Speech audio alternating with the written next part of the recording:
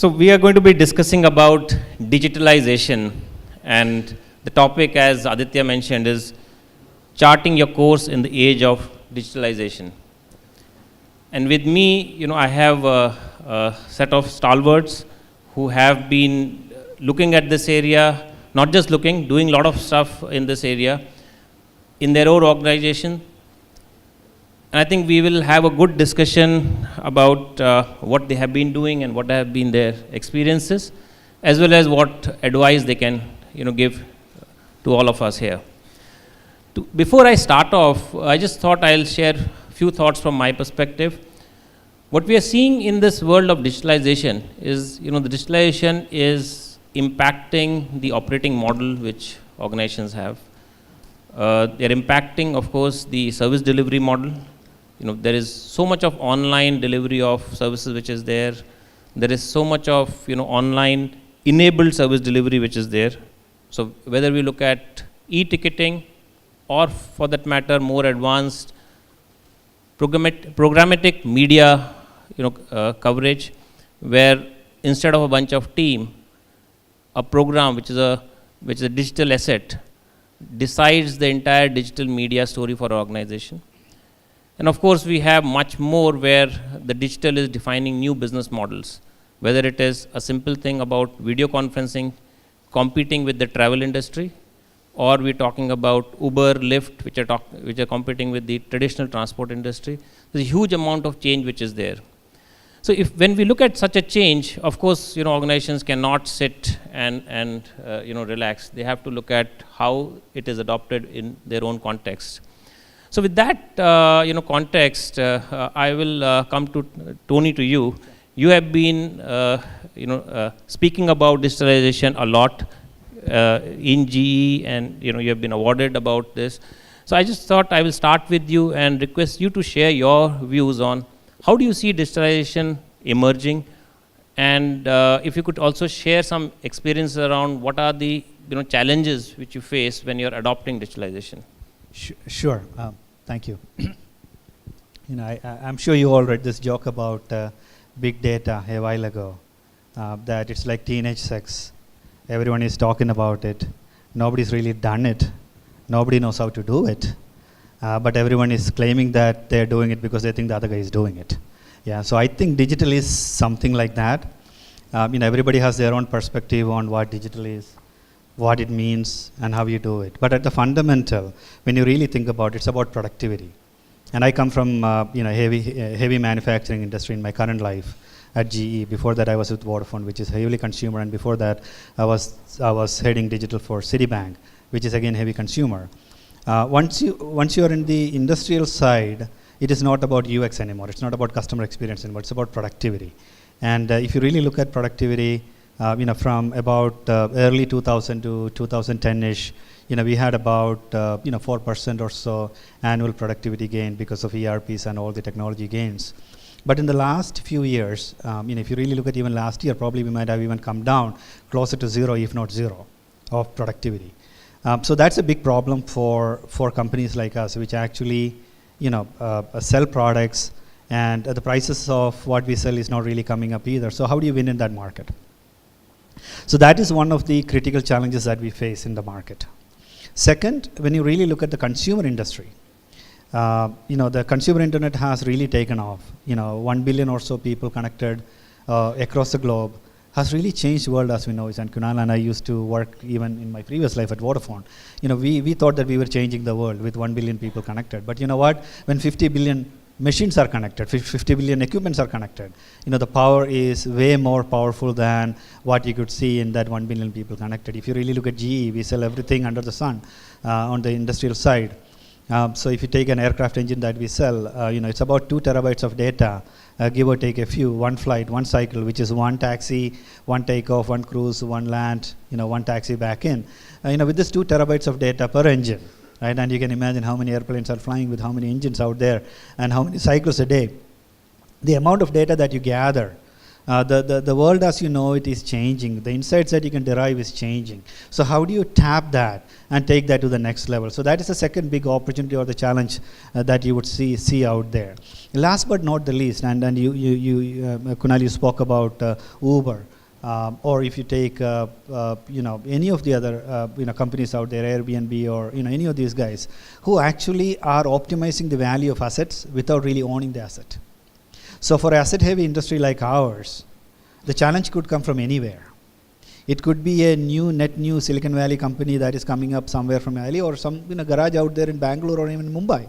So how do you beat that and how do you take it to the next level without losing that competitive edge? So for us, those are some of the challenges that we faced with, but for us that is also the opportunity that we found. And just to anchor, lastly, how did we translate that challenge into opportunity? What we felt was that at the end of the day, the world is pretty much, if you really look at it, the consumer industry and the digital industry is probably going to be the industrial side of digital is also going to be the same. So you focus on the right platforms, you focus on the right outcomes, you focus on what you drive, and then you can get the outcomes that you need. Thanks, Tony. And I think the point around productivity is really important because end of the day, all of us want to be able to do more, bring in more, whether it is about wealth directly or otherwise, better products, etc. to all the customers. And that's, I think, core of it. And also the thing about the data, the way data is getting generated. That's again, quite substantial and throws a lot of challenges, but also the opportunities around it. So with that, I thought, Jayantha, I'll come to you. And you are in you are in an organization which has multiple, stories for the customers. You are in the big B2B businesses as well as some of the B2C, and you also have the services industry. So how do you see digital in your context, and how is your organization embracing digital, and especially if you could talk about some insights which you could share and challenges which you have. Yeah, good afternoon.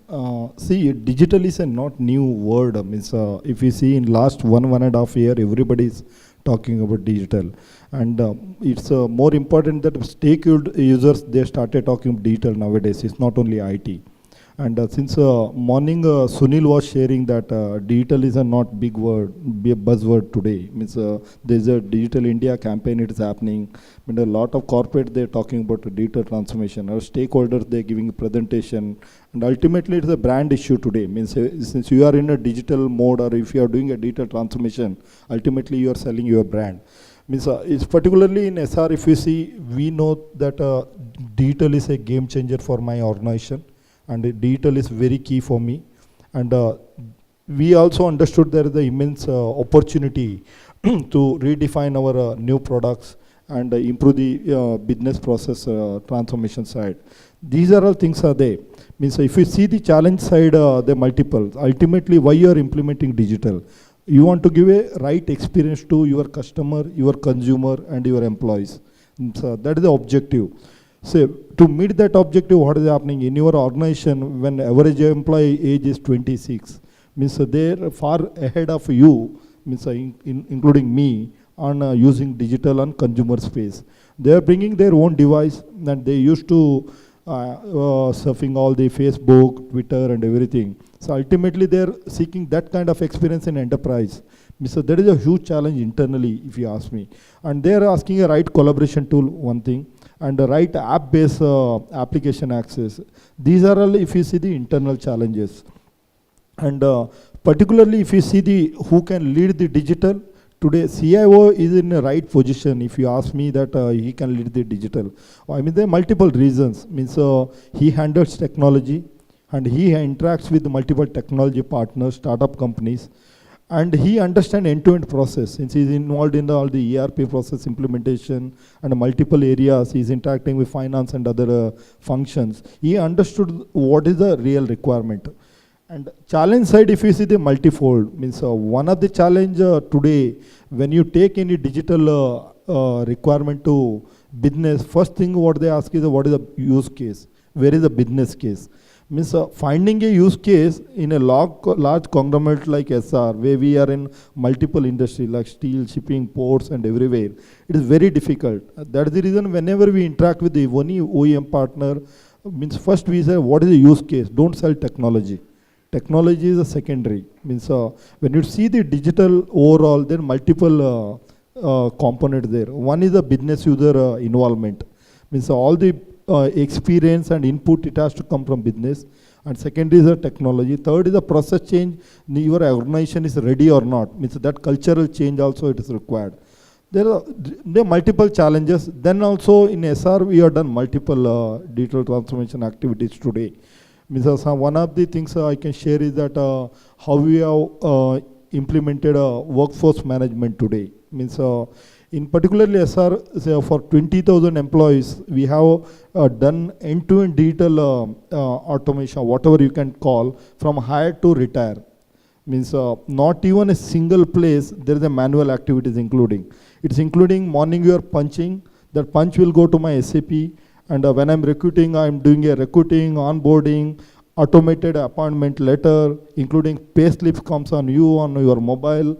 Then all the salary payments and whatever it may be, means increment letter and whatever, means a promotion letter, everything it is digital. Not even single place today, just they have to validate the data, otherwise there is no need of entering any data. Means this kind of transformation we have done using SAP SuccessFactors today. And we are the first organization, we are using all the 8 modules in India. Means that kind of transformation is possible whenever when there is a leader who is leading that transformation. Means it may be from IT side or business side. In our case, business side they are very gung-ho about digital and they are leading this transformation in many areas. Thanks, Jayantha. And I think among other points, one of the things which you said, it's very interesting, and I would just repeat that is CIO is in the right position to drive digital, because one of the things in digital is to understand the various contexts about what is the need of the business, how the technology can really enable it, and how the entire seamless story can come together. So I think that way it's an opportunity for all of you to think about it and take ideas to the business with a solution view on how some transformations can be brought in, and I think that can do a lot of adoption of these newer, better ways, if I could say, into the business. And of course, the game changer aspect of it is important, because that's what is important from the perspective of bringing the business benefits. Thanks, Jayantha, for that. Ajay, if I move to you, you are in an industry which is engaging not just internally with employees, but more and more and heavily with the customers at large. You're not just looking at touching the customers by technology, but technology is just a mode, and you're touching the customer in the lifestyle and behavior. So in that context, how do you see digital is coming as opportunity and challenges to you, and if you could share your experiences and insights to the audience. Sure. Thanks, Kunal. So with the broadcast industry, what is happening nowadays is the end-to-end processes of content creations to the presentations is getting into digital mode. So I'll just give you a certain example. Standard definitions, which is the channel still many of us consume today, is a play out of 10 Mbps. With the high definitions, it goes 5 times 50 Mbps. With the 4K, 4 times of high definition, that is 200 Mbps. So you could see a standard definitions to a 4K, it is going 20 times higher with respect to the bitrate the content is getting created. How do you see in Palkhed in Sri Lanka a match is happening, and it needs to, the content needs to post-produce and needs to come to a television channel. So if you look into that ecosystem itself, I'll talk about the earlier days. Earlier days, everything was getting recorded on a camera. It was coming on a disc or maybe on a tape. That was getting post-processed on a high-res file, and then it was getting play out on a television screen. I'm very briefly talking about. But what we do today is once this particular content is getting created, a low-res file of that get automatically get created and get pushed to a cloud. From there, low-res is around 2 Mbps. From there, we can edit it, apply it on the high definition so that whatever we would like to show, it gets shown over there. So it's drastically changed the way we used to work few days back, or rather few years back, couple of, it's not more. Similarly, once the content is in, what we do with respect to playing it out. So, you know the typical broadcast ecosystems where mostly a broadcasters like us giving to a MSOs and DTH for playing it out, maybe a satellite, maybe a terrestrial, 2 hops, and then it is going to the consumers, to their households. Typical ecosystem still working, but slowly with all connected devices, smart devices coming to all of our life, a huge challenge is coming about is how all this business ecosystem may be eliminated completely. So today, there is a huge risk with respect to every part of this ecosystem getting replaced with certain mode of a IP delivery, maybe connected smart televisions can put all this content on an IP and get delivered over there. So you can see a typical model is getting swapped off and completely eliminated to a new model over there. So that could potentially a typical business to completely eliminate from the ecosystem. That type of challenges it's coming into this particular industry, where mostly I'm talking another maybe 5-10 years after, you could see everybody is having a IP connected with the kind of last mile evolving with respect to various telcos. It could be that each and every connected devices can consume the content directly from wherever they are, and the typical appointment based viewing. So appointment based is 9 o'clock you watch this particular program. That's the typical appointment based viewing is completely eliminated with respect to a chances of on demand viewing practices. The habits keep on changing, and probably in my age bracket it is little slow, but the Gen X definitely you could see that's happening. Don't smile, I know you are also in that same bracket. Yeah, but they are consuming this content really very fast, and that's the challenge with respect to digital coming in to this particular thing. So in this particular business over here. So how are we coping up? So we started creating a dual mode at this moment, and that dual mode is very critical for us to understand that while most of our money is coming from a traditional mode, the evolving mode needs to be switched on now and see that how are we coping up the new mode over there, and are we started getting certain money out of it, and mostly are we ready for that future. So that's why you could see that most of the broadcasters, most of the telcos started showing content with respect to maybe on connected devices, may it be your smartphone, may it be your browsers, or may it be your smart televisions to gaming portals, etc., etc. So that's the trend happening, and it will keep on happening, and it will keep on evolving probably, and then probably one good day, the typical broadcast way of content showing will get eliminated. Thanks, Ajay, and I think the point about the changes which you are sharing in the industry of yours, it's really amazing and fast. If 2 years back it was something else, and now it is something else really fast. And other thing which I noted down is an important point about dual mode. It's not that the current set of environment, processes, models will suddenly change, but and they are delivering you that bigger value, but still how the organizations focus on newer modes, newer ways of doing it, so that you are prepared for it as the future arrives. Seema, over to you. You have, I think, in your role, you are interacting with so many people and seeing their, journeys, because you are also enabling, in some sense, those journeys. at the same time, within your organization, you would be looking at digital. So in your context, if you could share some experiences, insights on how do you see digital is, arriving, and what kind of challenges you are seeing in, the adoption of digital.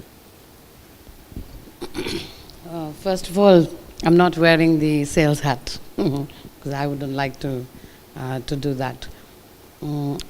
I think I quite buy all three of them, right? They talked about what it means in the real life.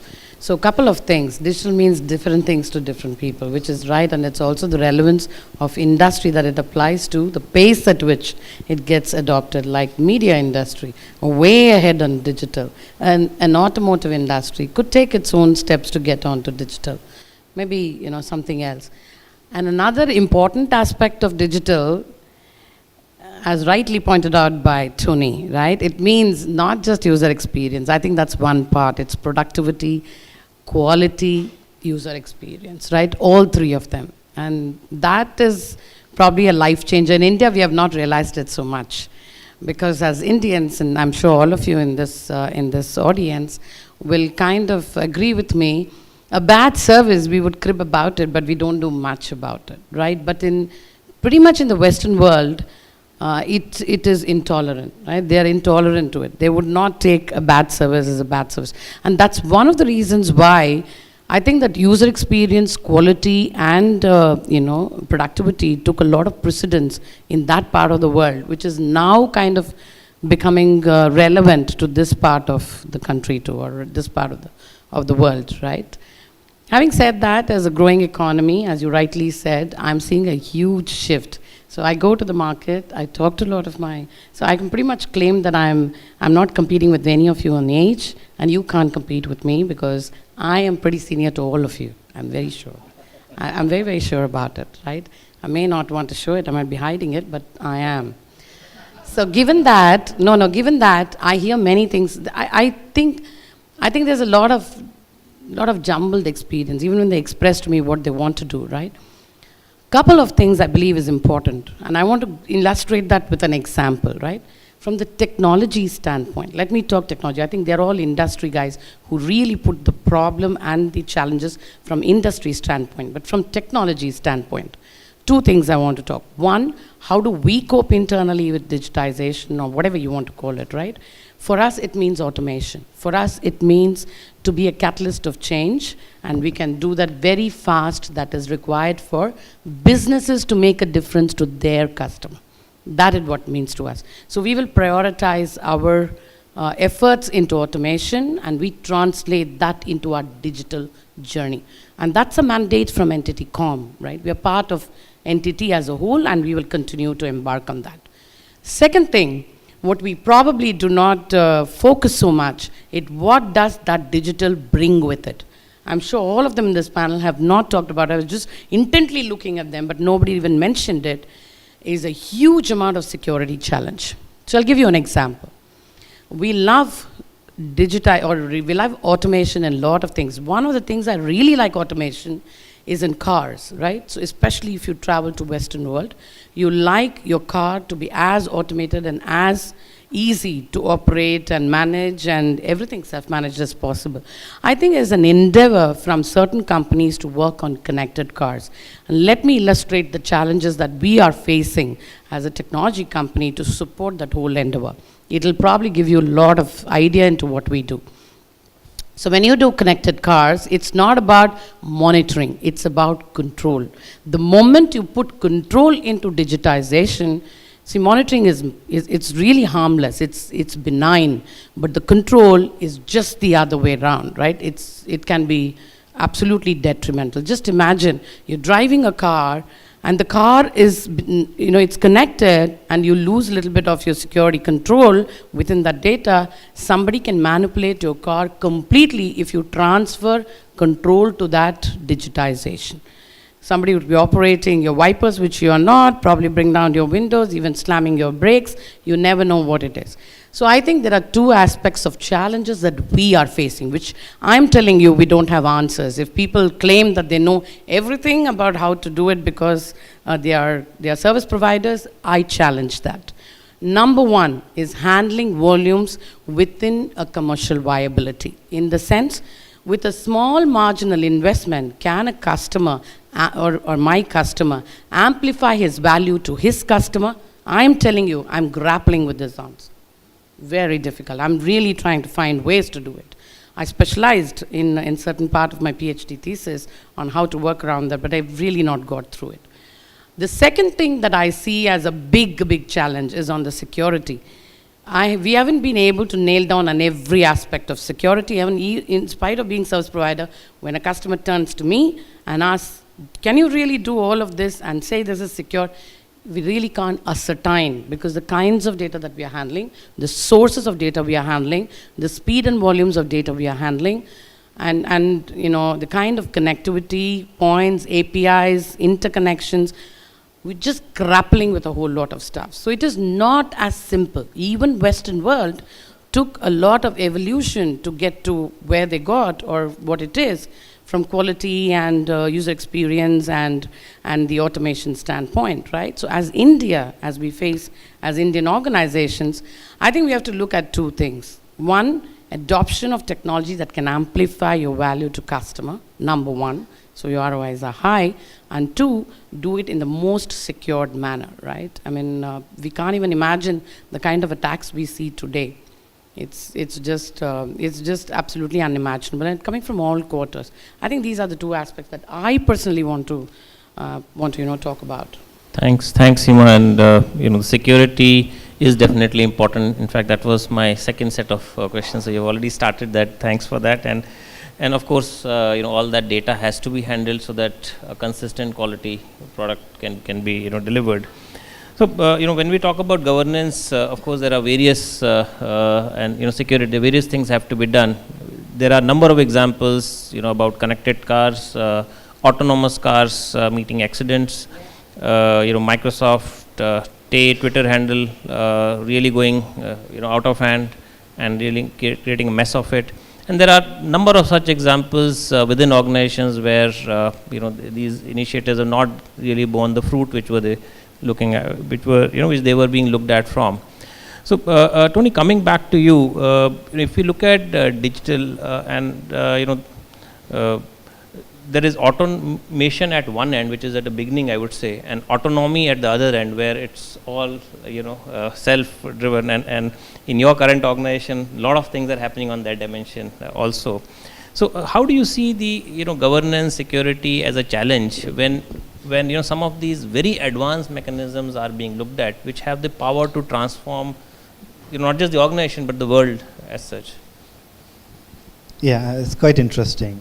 Like I said earlier, when you look at the 1 billion people connected and the security or the security issues around that, at the extreme, and I come from a bank or even a telco, at the worst, somebody could hijack my bank account, what's the liability, whatever is left in my bank account.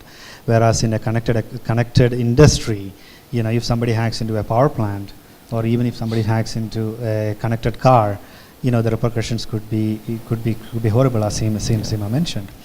Now, do we really have the right platforms and the right level of controls around propagating, digital into this field, right? That is, to us, I think that was probably one of the biggest challenges. So, security definitely. Second is about the volumes that we spoke about, right? So, consumer internet and the industrial internet are although in principle they are very similar, we think that they both would be app economy, just like you've seen it. But the platforms that you see an iOS or an Android on this side will never be able to perform the way they would on the industrial side. So how do you build that platform? Do you really have a platform? So we at GE for the past few years have been pumping billions of dollars into building the right platform, right? So, so we have a platform that we call Predix, which is what we build our capabilities on top of.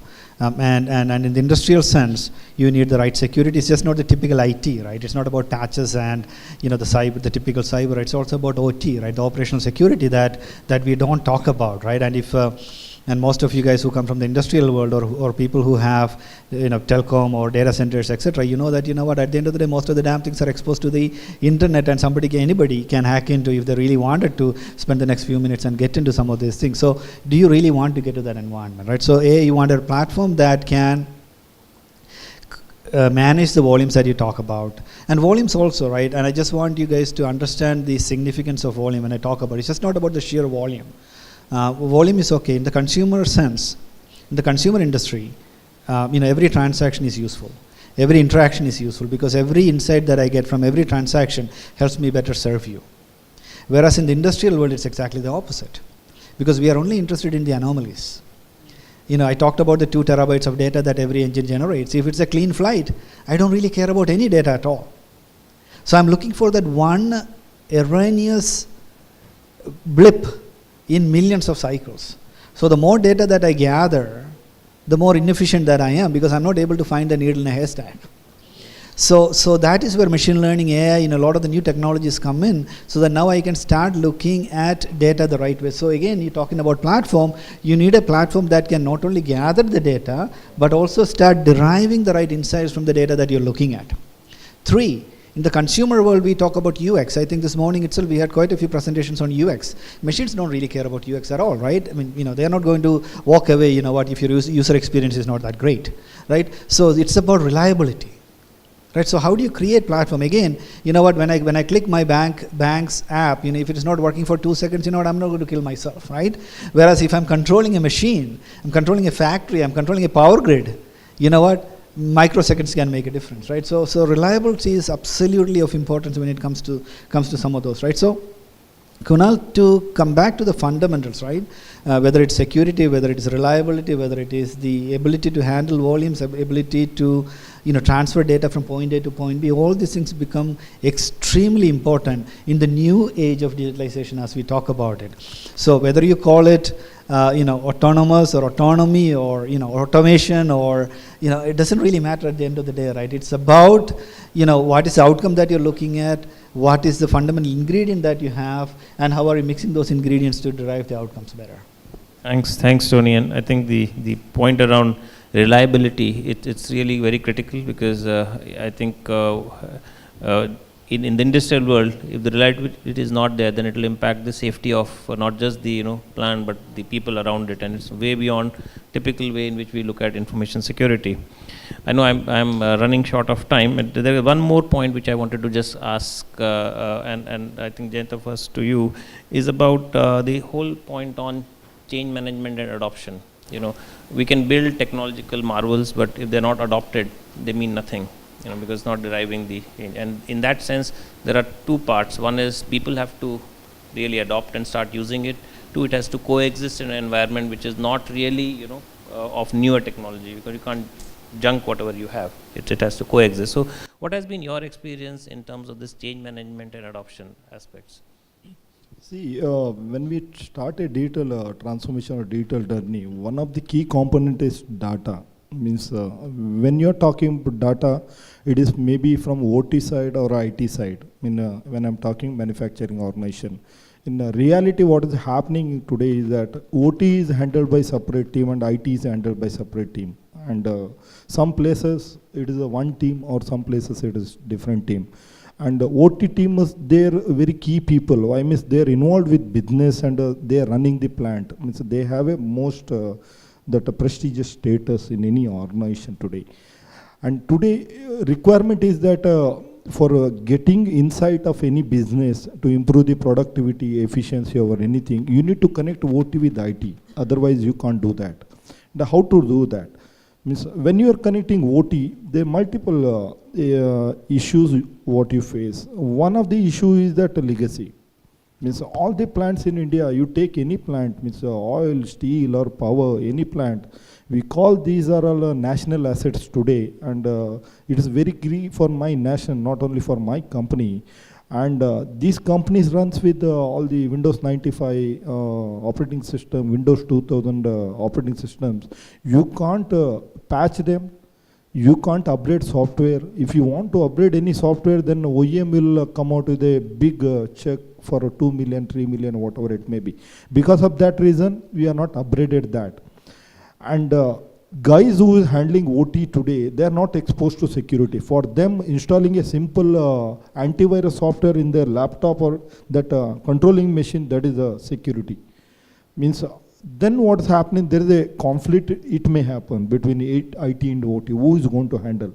So some places stakeholder understood and they given that control to IT. Means that is very important. Means that is a very important factor. Once IT people, they're more exposed to security, meeting OEMs, they understand really what is security. That is one thing. And change management side, when you start a digital journey, it is a cultural change. Means people are, they're all, means I can't replace with people in my plant overnight. Means the same people, I need to train them, I need to convince them, I need to identify the ambassador within business people. I need to identify 4 or 5 people who can go and talk about digital.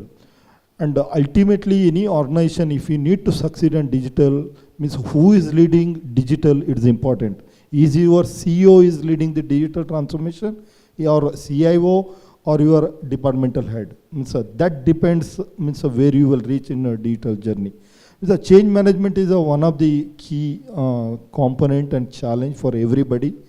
And ultimately, when you are talking about digital, it is a journey. Means nobody can claim here that I done digital transformation, I done and dusted. That is no impossible. It's a journey. We need to work with the stakeholder, business people, technology partner, team, everything. Then only you can succeed. Thanks, Jayantha. And talking about the legacy, especially on the OT side, how do you really marry the new digital opportunities with the current legacy systems, and also about the people change? If there's anybody who has a question, yeah, I think there's one hand which is going up. Only one question, yes. Actually, there's a question to Tony. Tony, see, if I compare, the kind of infrastructure we have vis-a-vis, Western world, like we have units across the globe, even in India. But when we try to implement, digital transformation or automation, what Seema face, the major challenge we face is lack of infrastructure. Like, even if you go, say, 40 kilometers away from Mumbai, you land into Vasan, which is on a Nasik highway. I can't get more than 2 Mbps of a bandwidth. I mean, that is a fact. I've reached out to SIFI, Vodafone, every telco I have reached out. I don't get more than 2 Mbps of a bandwidth. So how do you guys address this kind of challenge? I mean, it's just a bottleneck. I mean, whatever I want to adopt, we can take care of change management, etc. But I feel that's a big bottleneck which we are facing right now. Absolutely. When I go to APJ, and Japan, Korea, China, you are talking about 5G speeds there. Whereas when you come to certain parts of India, we are at 2G. Unfortunately, that is what we are dealt with. So the way we talk about internally is about having that federated model, right? What you do at the edge versus what you move to the cloud. So you have to really have the right architecture to figure out what insights that you derive.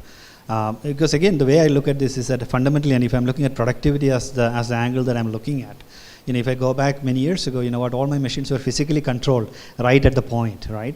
Now, even if I'm not really controlling it at the cloud, even if I'm still controlling it to an extent that, I can still get the right insights, and I can probably take some aggregates and pass it across versus, the entire data. So you have to really go around and figure out what is the right use case, the right data, and the right constraints that you have that you apply on. Like in our factory that we have in Pune, which is a multi-model, is one of the what we call the 5x5, which is on the top end of our automation. Whereas when I go to Africa, some places we are at 1x1, right? Because although we know that if we make it to 5x5, we'll get a lot more value out of it, but we know that the constraints are too hard, that the effort that you put in, and I think Jayantha alluded to it earlier about the business case and the value justification on the investments that you do. So you have to really figure out what's the architecture, what's the benefits that you derive from it, and then, we take it from there, unfortunately. Thank you, my panelists, Tony, Jayantha, Ajay, and Seema.